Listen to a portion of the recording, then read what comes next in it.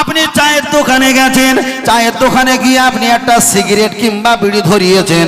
আমি ফের বলছি, বিড়ি খাওয়া হালাল না হারাম এটা আমি বলবো না, কিন্তু জবাব আপনারা দেবেন এটা আমি আশাবাদী।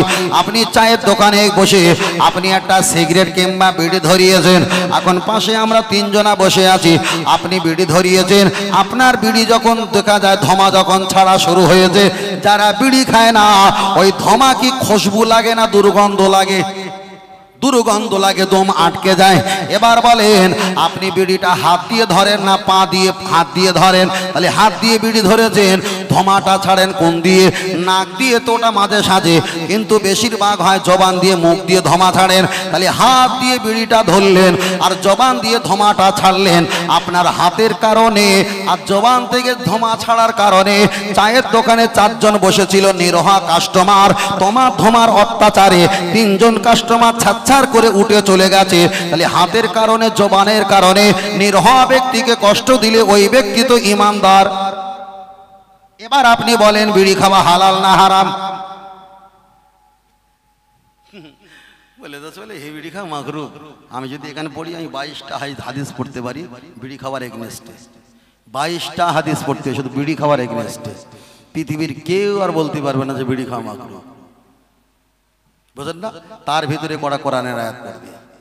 আর ফের বলছে আপনি খাবে খান, তবে যারা বিড়ি খায় ওদের মোবাইলটা দুর্গন্ধ।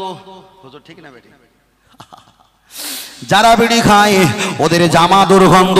যারা বিড়ি খায় ওরা যে বালিশে মাথা দেয় ওই বালিশটা মেশকে আতরের মতো দুর্গন্ধ।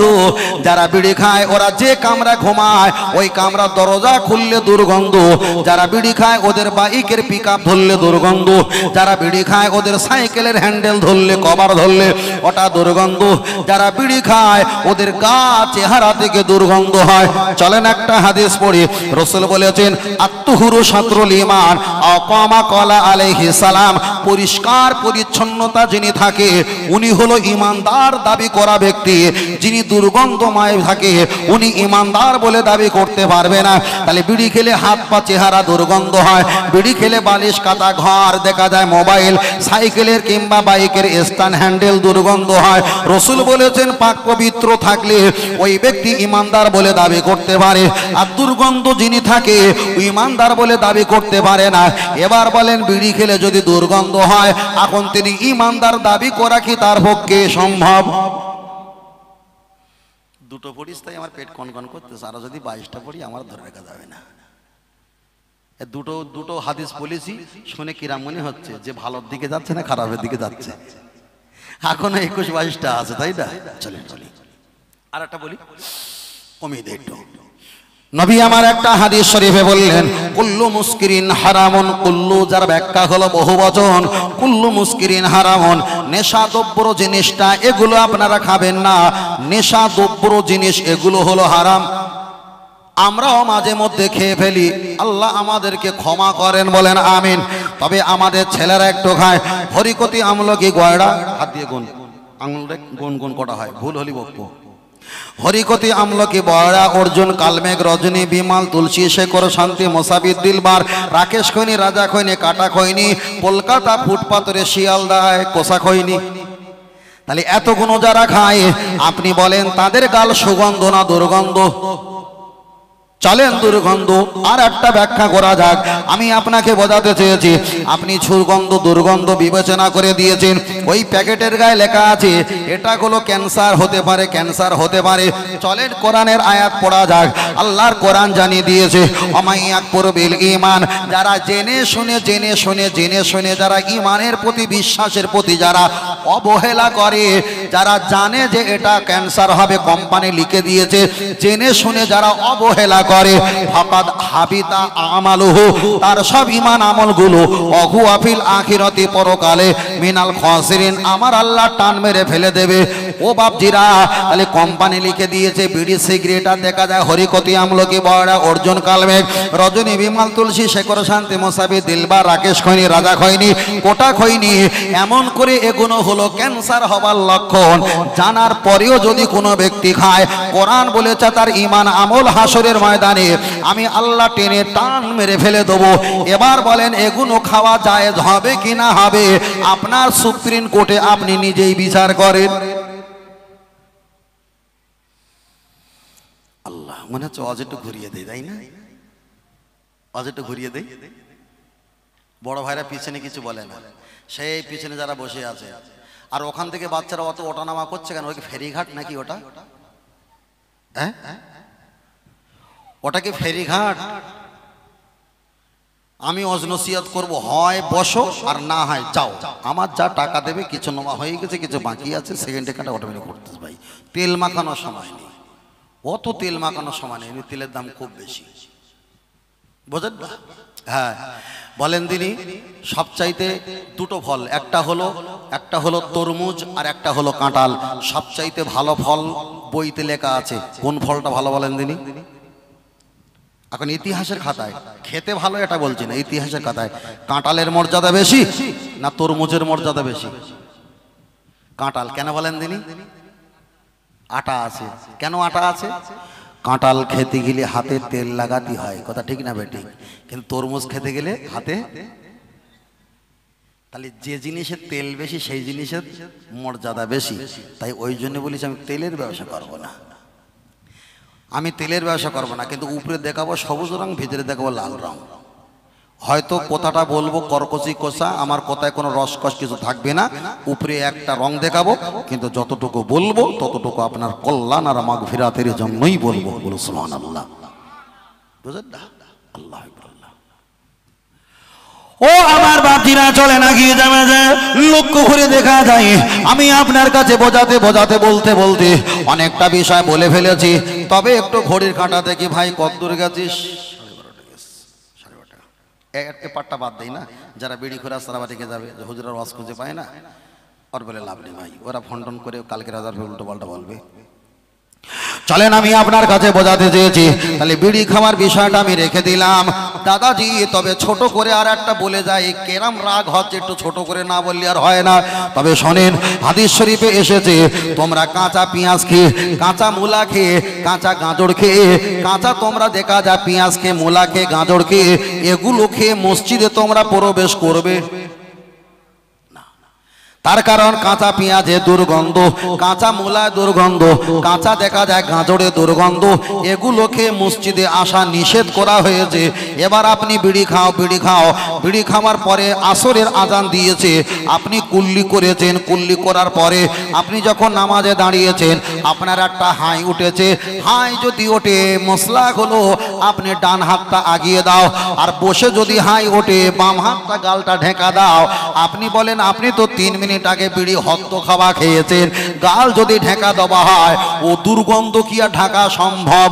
তাহলে যে মসজিদে কাঁচা পেঁয়াজ, কাঁচা গাজর আর দেখা যায় কাঁচা মূলা খেয়ে যাওয়া নিষেধ যদি হয়, যে মসজিদে কেরোসিন তোলা নিষেধ, কেরোসিন যদি তোলা হয় ওর তলায় একটা কার্পেট রাখার কথা বলা হয়েছে, সেই মসজিদে বিড়ি খেয়ে কুল্লি করে যাওয়া, এটা কোন জ্ঞানে আমার মাথায় আসে না। ব্যাস এতটুকু থাক, চলেন এবার দ্বিতীয়বার যাই। আমি আপনার কাছে আর বেশি লম্বা করব না। তাহলে একটা বিষয় আমি বলেছিলাম, আমাদের বিষয় ছিল কি, আমরা যা পাপের কাজ করি এটা আল্লাহর পক্ষ থেকে না আমাদের নিজেদের পক্ষ থেকে, এটাই আমি বলেছিলাম। এবার আপনার কাছে যখন বিষয়টা পরিষ্কার হয়ে গেল, চলেন এবার দ্বিতীয়বার এগিয়ে যাওয়া যাক।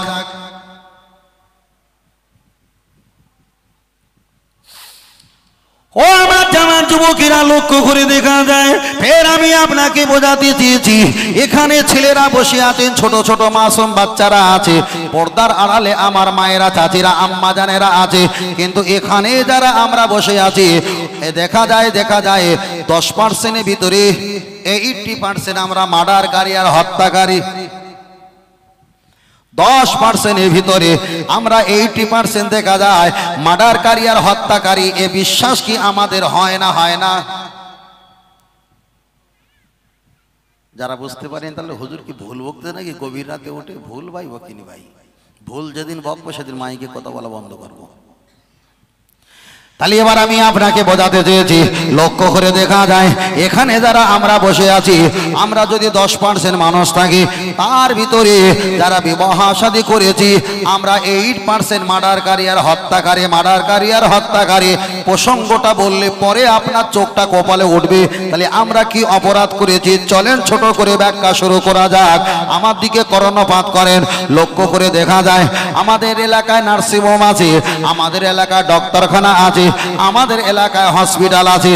এখন আপনি বলেন আমাদের স্ত্রীদের, মায়েদের, বোনদের, ভাগ্নিদের, আমাদের নাতিপোতা আওলাদের পরিবার পরিজনের মেয়েদের গর্ভের ভিতরে আমার আল্লাহ যখন সন্তান দান করে, এবার আপনাদের জিজ্ঞাসা করি, মায়েরা জিজ্ঞাসা করে হুজুর কতদিনের বাচ্চা নষ্ট করা যাবে?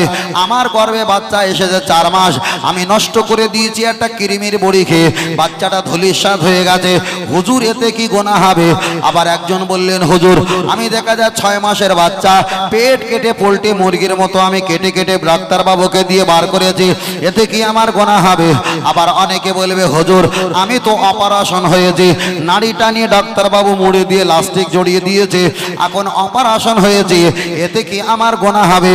আবার অনেকে বলবে হুজুর আমি তো বড়ি ব্যবহার করে বাচ্চা নেই না, স্বামী স্ত্রী এক জায়গায় থাকি, বাচ্চা আমি নেই না, বড়ি ব্যবহার করি, এতে কি আমার আল্লাহ গোনা নেবে? ফের আমি আপনার কাছে ছোট আকারে বলছি, পৃথিবীতে যত রকমের প্রসেসিং আছে, বাচ্চা না নেওয়ার ধান্দা করে সমস্ত প্রসেসিং ব্যবহার করাটাই হারাম। শেষ কথা বুঝতে পেরেছেন? একটু ভালো করে বুঝে নেবে, বেশি খুলে বলতে হবে না। যদি বেশি করে খুলে বলি ভাই তাহলে কিন্তু আর আপনাদের মান সম্মান থাকবে না, আর আমারও থাকবে না। চলেন চলেন। তাহলে একটা বিষয় আপনার কাছে পরিষ্কার হয়ে গেল। চলেন এবার দ্বিতীয়বার অপশন আপনার কাছে যাই। তাহলে কতদিনের বাচ্চা, কতদিনের বাচ্চাটা নষ্ট করা যাবে? আমি আপনার কাছে বোঝাতে চেয়েছি, তাফসীরের ব্যাখ্যা এসেছে একটা বাচ্চার বয়স 40 দিন যখন হবে, 40 দিনের পূর্বে বাচ্চাটা ক্ষতি করা যেতে পারে। কেউ বলেছে 43 দিন, কেউ বলেছে 40 দিন। এখনো পর্যন্ত হাদিসটা আমার মোবাইলে কপি করা আছে, চাইলে আমি আপনাকে হাদিস শরীফ থেকে 86 হাদিস থেকে দেখাতে পারি। কেন এটাই হলো এমন একটা পরিবেশ, আপনি বলবেন আপনাকে তো কেউ কন্ট্রোল করতে পারে, রিসিভ প্রশ্ন করতে পারে, ওই জন্য আমি মোবাইলে জমা রেখেছি। চলেন একটাবার আগিয়ে যাওয়া যাক। এখন ছেলে আর মেয়ে যদি বিবাহ করে, বিবাহ করার পর যদি মনে করে আমরা খেলাধুলা করব, এখন আমরা কোনো সন্তান ছেলে মেয়ে নেব না, শরীয়তের মাসলা হলো 40 দিন যখন আপনার গর্ভে স্ত্রী বাচ্চা থাকবে, পুরুষ দেখা যায় সন্তান থাকবে, ওই বীর্যটা যখন থাকবে ডক্টর বাবুর কাছ থেকে কাট নিয়ে যখন প্রস্রাব স্তেঞ্জা যখন পরীক্ষা করলে মনে করেছেন ওটা আমার সন্তান এসে গেছে, 43 দিন কিংবা 40 দিন যদি হয়, এর পূর্বে বাচ্চাটা যদি আসে, ওই বাচ্চাটা ক্ষতি করলে কোনো সমস্যা হবে না, হবে না। 40 দিন পরে আমার আল্লাহ ওই দেখা যায় বীর্যটা রক্ত আকারে বানিয়ে দেয়। আবার যখন 40 দিন হয়, হাদিসের ব্যাখ্যা এসেছে নবী আমার বলেছেন আমার আল্লাহ ওই বাচ্চার গোস্তর ভিতরে হিট পিন্ডি, ফুসফুসে, নাড়ি, ভুঁড়ি আমার আল্লাহ কিডনি, লিভার সব কিছু হাজির করিয়ে দেয়। আবার যখন 40 দিন হয়, আমার আল্লাহ জিব্রাইলে দিয়ে রুহু ফুৎকার করে দেয়, তার ভিতরে রুহু আর জানটা দিয়ে দেয়। এবার আমি আপনার কাছে বোঝাতে চেয়েছি, আমাদের সমাজে দেখতে পাওয়া যায় অনেকে বাপের কথা শুনে, ভাইয়ের কথা শুনে, স্বামী অলস খাটতে পারে না, আয় রোজগার করতে পারে না, খাওয়াবে কে? তাই বাচ্চাগুলো তারা ডিলিট করে দেয়। না না, ডিলিট করা চলবে না। যদি বলেন কেন, আপনার মেয়ে বিবাহ দিয়েছেন, আপনার মেয়ের গর্ভে দেখা যায় 6 মাসের সন্তান এসেছে, আপনি 30-60 হাজার টাকা দিয়ে হসপিটালে গিয়ে যদি ডক্টর বাবুকে দিয়ে বাচ্চাটা যদি পেট ফেটে যদি বাচ্চাটা কেটে বার করে দাও, বাচ্চাকে যদি মেরে দাও, চলেন আল্লাহর কোরআনের একটা আয়াত পড়া যাক। আমার আল্লাহর কোরআন বিবরণ দিয়েছে, ওমান আহিয়াহা ফাকান্নামা আহিয়ান নাসা জামিয়া।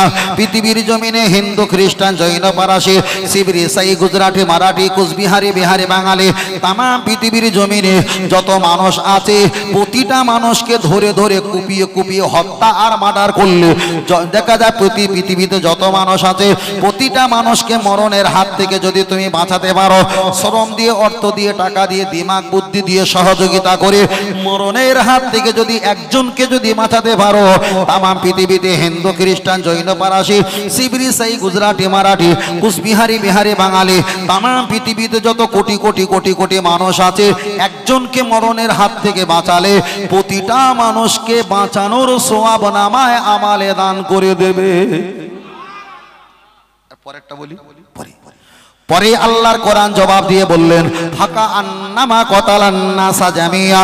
আল্লাহর কোরআন বলেছে বিনা কারণে টাকা দিয়ে, অর্থ দিয়ে, দিমাগ বুদ্ধি দিয়ে, ইশারা ইঙ্গিতে কোনো মানুষকে যদি কতল করা হয়, বিনা নিরহ মানুষকে যদি হত্যা করা হয়, তামাম পৃথিবীর মানুষকে ধরে ধরে কচুকাটা হত্যা আর মার্ডার করলে যতটা গুনাহ হয়, একটা নিরহ ব্যক্তিকে হত্যা করলে অতটা গুনাহ আল্লাহ তার নামায় আমালে দান করে দেয়। চলেন এবার ব্যাখ্যাটা নেই।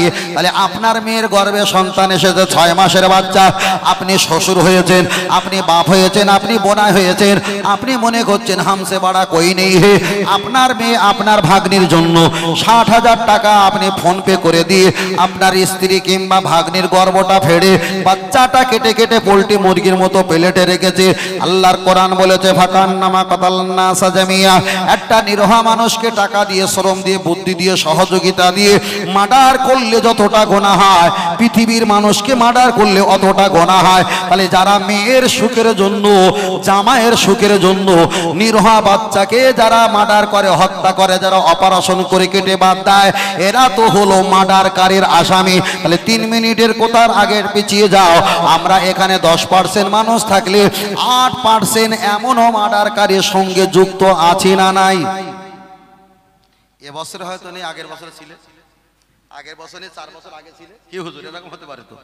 এবছরে না সাধু সন্ন্যাসী হয়েছে, কিন্তু 4 বছর আগে তো এরকম হতে পারে। হ্যাঁ, 30 বছর আগে তো সহযোগিতা করলে বাইকে করে নিয়ে গিয়েছিলে, সাইকেলে করে নিয়ে গিয়েছিলে, বুঝলেন না? তার জন্য বলে এখন বাচ্চা নিস নি, ছেলেটা জামাইটা হয়তো ছেড়ে নেবো, ছাড় করে নেবো, তালাক করে নেবো, বাচ্চা নিয়ে মরবি, লাস্টে ভিক করে খাবি, তো নিজের জ্বালা নিজে বাসিনি, বাচ্চা নিয়ে মরবি, করস তো বাবা। এখন বলো কি হবে? আজকের মাথা টুপি দিয়েছি, মুখে দাঁড়িয়ে রেখেছি, কিন্তু 30 বছর আগে সিডি ক্যাসেট আল্লাহর কাছে জমা আছে না নাই? ছেড়ে দেবে? দেখ কি করেছিলি, দেখ। ও আমার সোনা মানিকেরা, লক্ষ্য করে দেখা যায়, চলেন আপনার কাছে আমি বোঝাতে চেয়েছি কিয়ামতের দিন আমল জাজা আর ইয়ামত দিন, ইয়ানি বদলা দেনে কা দিন, হাসরের ময়দানে আপনি যদি জান্নাতের টিকিট পেয়ে যাও, হাদিসের ব্যাখ্যা এসেছে ছোট ছোট মাসুম বাচ্চা যারা বসে আছে, ছোট ছোট মাসুম বাচ্চা আমাদের বাড়িতে আছে, হাদিসের পরিভাষা হলো ওরা হলো জান্নাতি ফুল, ওরা হলো জান্নাতি ফুল। যারা মায়ের গর্ভে বাচ্চাগুলো মারা যায়, ছোট ছোট বাচ্চাকে যেগুলো মেরে দেওয়া হয়, ওরা হলো জান্নাতি ফুল। আল্লাহ ওদেরকে জান্নাতের মেহমান বানাবে। যদি গর্ভে থাকা অবস্থায় বাপ মা যদি তার জীবিত আছে আর গর্ভে যদি সন্তান মারা যায়, ওই সন্তানটা বাপ মায়ের কল্যাণে আসবে। হাদিস শরীফে এসেছে ওরাই বাবুর্চি হবে, খেদমত করবে, খেদমত করবে। ও আমার চাচাজি বাপজি, একটু হিসাব করে জেনে রেখে দাও, আপনার মেয়ে, আপনার নাতি, আপনার ভাগ্নি, আপনার নাত বউ, আপনার বৌমার দিকে তাকিয়ে গর্ভের বাচ্চাটা আপনি ডিলিট করে দিয়েছেন, হত্যা করে দিয়েছেন, আপনি জান্নাতে টিকিট পেয়েছেন। যখন জান্নাতে যাবে, আল্লাহর কোরআন জানিয়ে দিয়েছে মিসকালা যাররাতিন শাররাইয়ারা খায়রাইয়ারা, ভালো কাজ করলে আমার আল্লাহ তার বদলা আপনাকে দেবে, চুল পরিমাণ খারাপ কাজ করলে এ বদলা আমার আল্লাহ আপনাকে দেবে। তাহলে ভালো কাজ করলে বদলাটা নিতে হবে, খারাপ কাজ করলে চুল পরিমাণ এ বদলাটা আপনাকে নিতে হবে। তাহলে দুনিয়াতে আপনি যে খারাপ কাজটা করেছেন, হাসরের মাঠে বদলাটা আপনাকে নিতে হবে হবে। কিন্তু পশু প্রাণীর দিক দিয়ে ভিন্ন। আল্লাহর কোরআন বলেছে একে অপরকে গুতাবে, গরু ছাগল গুতিয়ে ইয়া লাইতানি কুনতু তুরাবা, এরা মাটির সঙ্গে মিলিত হয়ে যাবে, কিন্তু হিসাব হবে জিন আর ইনসান। তাহলে আপনার আর আমার হিসাব হবে। ওই বাচ্চা যদি আল্লাহর দরবারে আরজ করে, আল্লাহ আমি দুনিয়াতে আসতাম, উম্মতে মুহাম্মাদি হয়ে আসতাম, আমার অমুক অমুক হত্যা আর মার্ডার করেছে, আল্লাহ যদি তার ক্ষমতা যখন দেবে, ওই বাচ্চাটা আপনার কাছ থেকে জান্নাতের টিকিটটা কাড়িয়ে নেবে। তার কারণ তো আমার নবী বলেছেন হুকুকুল্লাহ আর হুকুকুল ইবাদ, একটা হলো বান্দার হক আর একটা হলো আল্লাহর হক। বান্দার কাছে অন্যায় করেছো, বান্দা যদি ক্ষমা না করে আল্লাহ ক্ষমা করবে না। তাহলে ওই বাচ্চা হলো আল্লাহর বান্দা। বাচ্চাকে বিনা কারণে আপনি টাকা দিয়ে ডক্টর বাবুকে হত্যা আর মার্ডার করেছেন, খোদার কসম হাসরের মাঠে আল্লাহ ক্ষমা করবে না। হুকুকুল ইবাদ, ওই বান্দা যদি ক্ষমা না করে পশ্চিমকালে আমার আপনার ক্ষমা হবে না। যারা আমার মাইকের আওয়াজটা শুনছেন, যারা দূর থেকে বসে শুনছেন, আমার মায়েরা শুনছেন, ফের বলছি মা, আপনি আপনার ছেলে আর মেয়ে, আপনার বৌমা আপনার ছেলে, আপনার নাত জামাই আপনার নাতি, আপনার ছেলে আর মেয়ে একটু রাতের বেলা খেলার জন্য এক হাত সেলাই করতে গিয়ে নিজে যেন 5 হাত ছিঁড়ে বসো না। একটুখানি উপকার করতে গিয়ে যেন 10 হাত ছিঁড়ে বসে থেকো না। আমার কথা কি অসুবিধা হচ্ছে বাবু আপনাদের? নাকি পাল্টে দেবো? এটা পাল্টে দেবো নাকি? পিছন থেকে সেই শত, আচ্ছা সেই ফেরিঘাটের মতো সেই দেখো ফের আসতে ফের যাচ্ছে, বসো। তাকবীর আর নারে তাকবীর। আহা হুজুর বালিশ নিয়ে এসো। এই যা তাকবীর দিয়েছে আমার বুক দপ করে উঠেছে ভাই, যে জোরে তাকবীর দিয়েছে। নারে তাকবীর, নারে তাকবীর। আহলে সুন্নাত আল জামাত, সিলসিলা হক ফুরফুরা শরীফ, মদিনা মক্কা শরীফ, আল কোরআনের আলো, আল হাদিসের আলো। নারে তাকবীর। মোটামুটি ঠিক আছে তো? হ্যাঁ, চলে যাওয়ার পরে বলবে আল্লাহ হুজুর এসে হুজুরের ওয়াজ খুঁজে পাইনি, একটু কান্দাবে নান্দাবে সবকিছু করবে। ঈসা মুসা দাউদ সোহাইব জাকারিয়া লূত ইব্রাহিম কত নবী পড়ে রয়েছে, তাকে একটা কথা বলতে পারলো না। আর হুজুর কোথায় বাচ্চা গর্বে, তাই নিয়ে বলেছে ভাই হজ বছরে একবার, কোমাল দোকানে তুললি পচে যায়, বিক্রি হবে না, সেই বছরে একবার ঢুকতে হয়। জাকাত বছরে একবার, ওমাল দোকানে তুললি ছাতনা ধরে যেতে পারে। কোরবানি বছরে একবার, ওমাল দোকানে রাখলেও ছাতনা ধরতে পারে। এটা হলো প্রতিনিয়ত কথা, ঠিক না বেঠিক? আমি এমন দোকানদারি হয়ে এমন মাল বিক্রি করছি যেগুলো আমাদের প্রতিনিয়ত প্রয়োজন। এখানে আমি হজের মাল তুলিনি, জাকাতের মাল তুলিনি, ও তো বছরে একবার। যখন আসবে তখন ইমাম সাহেব মসজিদে আমাদের চাইতে ভালো করে বলে দেবে। 4-5টা জুম্মায় ওনারা যেভাবে কষ্ট করে বলে, অতটা কষ্ট করে আমরা বলতে পারি না, তখন শুনে নেবে। আর এটা হলো প্রতিনিয়ত আমাদের প্রয়োজন হয়, ঠিক না বেঠিক? বুঝলেন না? দরুদ শরীফ আল্লাহুম্মা খুব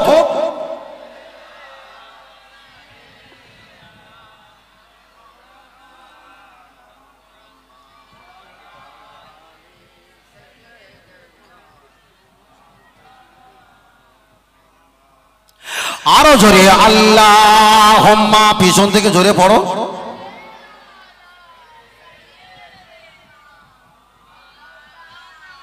ওয়া আলা আলি সাইয়্যিদিনা।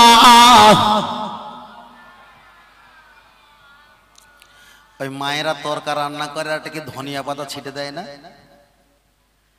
ধনিয়া পাতা ছিটে দেয়। এখনের ধনিয়া পাতা দেয়, আজ থেকে 20 বছর আগে ওই 50 গ্রাম 25 গ্রাম ওই কালো জিরে আর ধনিয়া আর 500 গ্রাম আলো চাল, এই চাল ভাজা তাই দেশে ময়দার বেনা লাগতো। আল্লাহ এখন অর্থ পয়সা আল্লাহ আমাদের প্রত্যেকে দিয়েছে, এখন ওই পরিবেশটা আর, কথাটা কি এখন খারাপ বলছি? হ্যাঁ, দাদির ঘাতে দাদি বলেছে তরকার আমি বাঁটবো, আমি একটুখানি সকলকে ভাগ করবো। আর দাদি যা ছিল সেই ময়দা গলা বুলগার মতো মাল শুধু ছড়িয়ে সিমেন্টের মতন হয়ে গেছে ভাই, বুঝলেন না? কি লাগে আল্লাহ ভালো জানে। অনেকটা বাঁচলাম ভাই, তখন অভাব ছিল, অভাব। তা গোস্ত রান্না করতে গেলে ধনিয়া পাতা ছিটে দিতে হয়। একটু অস করতে করতে গেলে মাঝে মাঝে একটু গজল বললে একটু ধনিয়া পাতা ছিটে মতো দেওয়া হয়, একটু খুশবু লাগার জন্য। তাহলে আর একটা গজল হবে। হ্যাঁ, তুই এখানে আয় দিবি, এটা কথা রয়েছে কিনা, উঠে উঠে কাজ রয়েছে, একটু ফুল দিবি, আয় আয় ফুল দিবি। তুই সব পাগড়ি বেঁধিস তো, শুধু দাড়ি নেই বলে অস করিস নি। ওই কটা ফুল পাড় দিন উপর থেকে একটা লম্বা করে বা লম্বা করে ছেড়বি নি, উপর থেকে আরেকটু উঁচু, আরেকটু উঁচু, আরেকটু উঁচু। হ্যাঁ, হালকা করে টান যেন সব ছেড়ে না। কমিটির লোক দেখছে খুব মারা মারবে।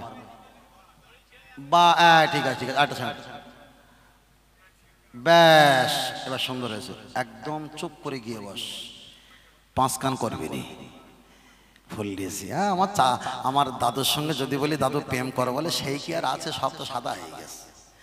আর যদি ছেলেকার সঙ্গে যদি বলি কোচি প্রেম করতে হবে, বলে প্রেম ক টাকা দাম, কত রিসাইজ, কোন জায়গা থাকে, কিছু বোঝে কিছু বোঝে না। তাহলে প্রেম করতে হবে তো যুবক ছেলেকে সঙ্গে না, তাহলে একটু হোক, তাই না? একটু হোক, কেন এই ফুলটার বিশাল দাম।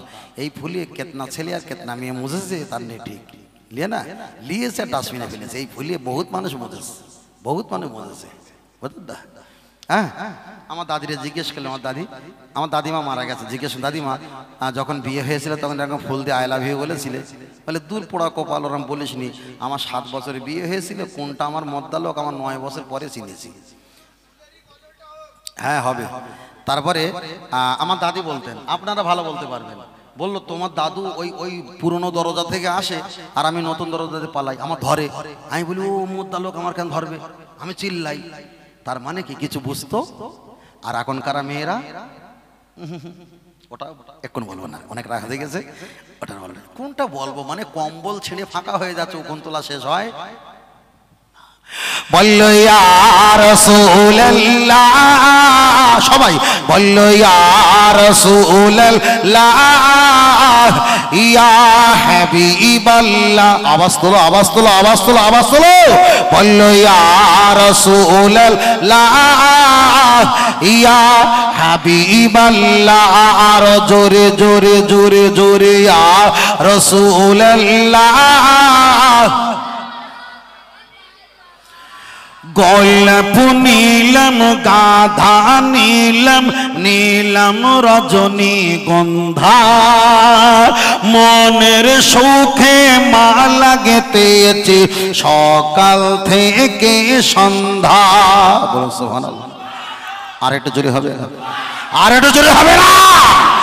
তবে একবার দেখা দাও যদি ও গো কামলি আলা, একবার দেখা দাও যদি ও গো মদিনা আলা, হাসি মুখে পাঠাবো তোমায় হাজার কিয়ামের নজরানা। বলো বলো ইয়া রাসূলুল্লাহ, নবী শানে বলো, বলো জবান খোলো, বললো ইয়া রাসূলুল্লাহ।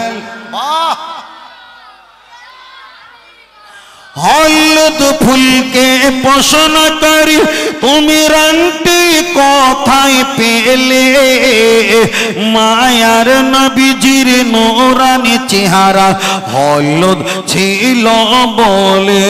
সুবহানাল্লাহ। আর একটু জোরে বলে, আর একটু জোরে হবে না?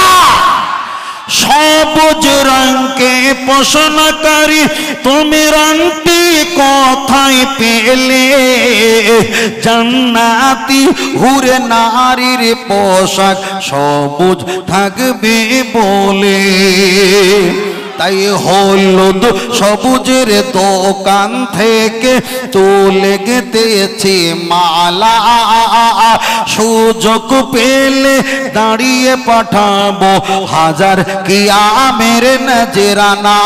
তবে একবার দেখা, তবে একবার দেখা দাও যদি ও গো মদিনা আলা, একবার দেখা দাও যদি ও গো কামলি আলা, হাসি মুখে পাঠাবো তোমায় হাজার কিয়ামের নজরানা। বলো বলো ইয়া রাসূলুল্লাহ, আর জোরে ইয়া রাসূল।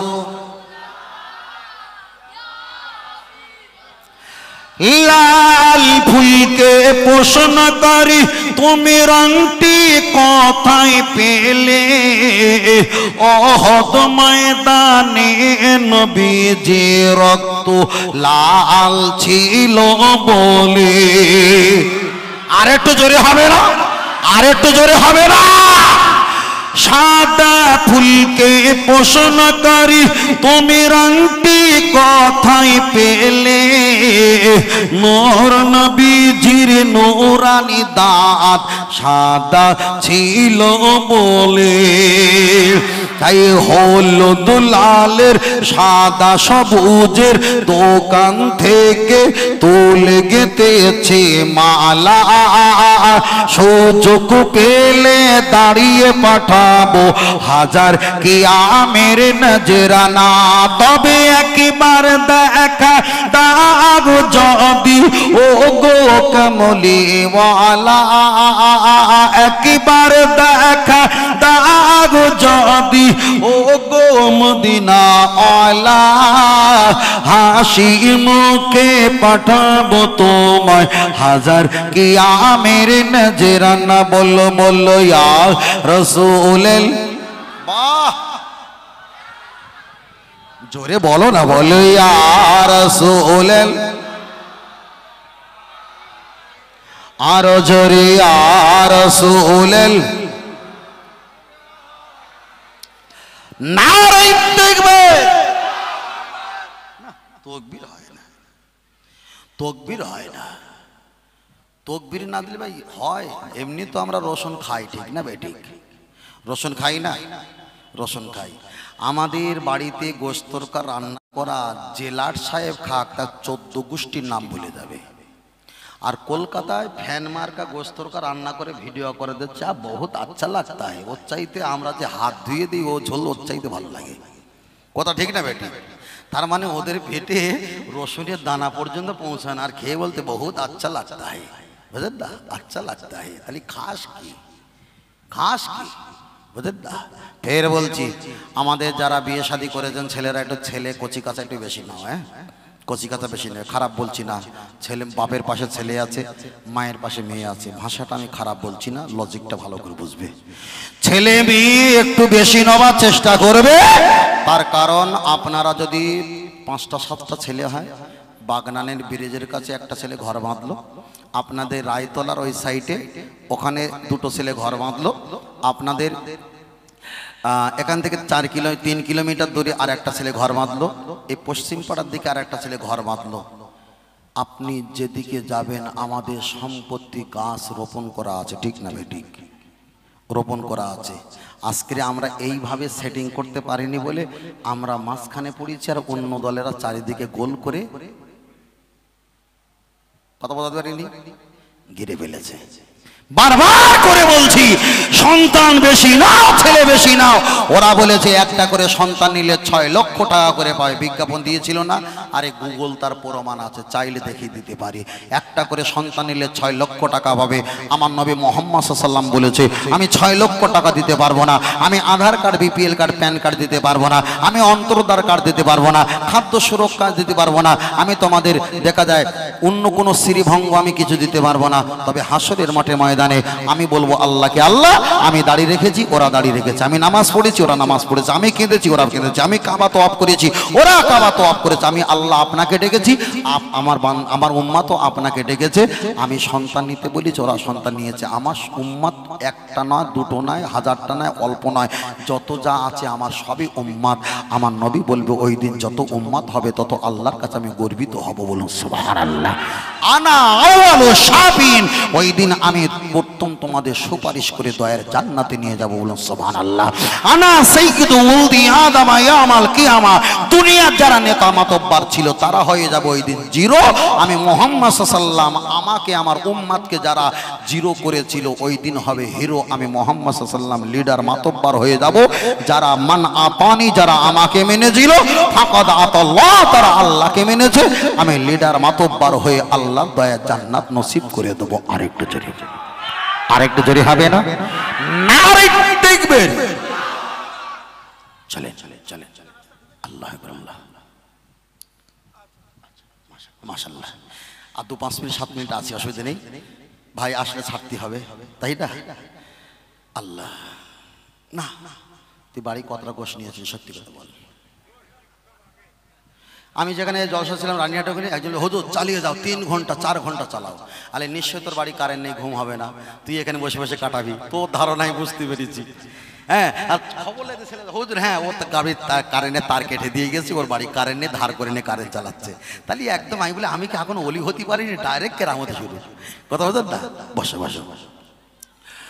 চলেন আমি আপনার কাছে বোঝাতে চেয়েছি অনেক কথা আমি আপনার কাছে বলছিলাম তার ভিতরে আমি দুটো কথা বলতে গিয়ে দুটো কথার ভিতরে আমি 3-4টে কথা বলে ফেলেছি এক নাম্বার হয়েছিল কি যা আমরা করি এটা আল্লাহর পক্ষ থেকে হয় না আমাদের শয়তান আমাদেরকে গ্রাস করে করায় এটাই ছিল একটা দ্বিতীয় নাম্বার বলেছি আমরা নেশা করি তার তৃতীয় নাম্বার বলেছিলাম বাচ্চা বন্ধ করা যাবে কতদিনে আমি বলেছিলাম 40 দিন থেকে 43 দিন ব্যাখ্যা এসেছে এসেছে। তারপরে বলেছিলাম আমরা প্রত্যেকে মার্ডারকারী হত্যাকারীর আসামি জড়িয়ে আছি।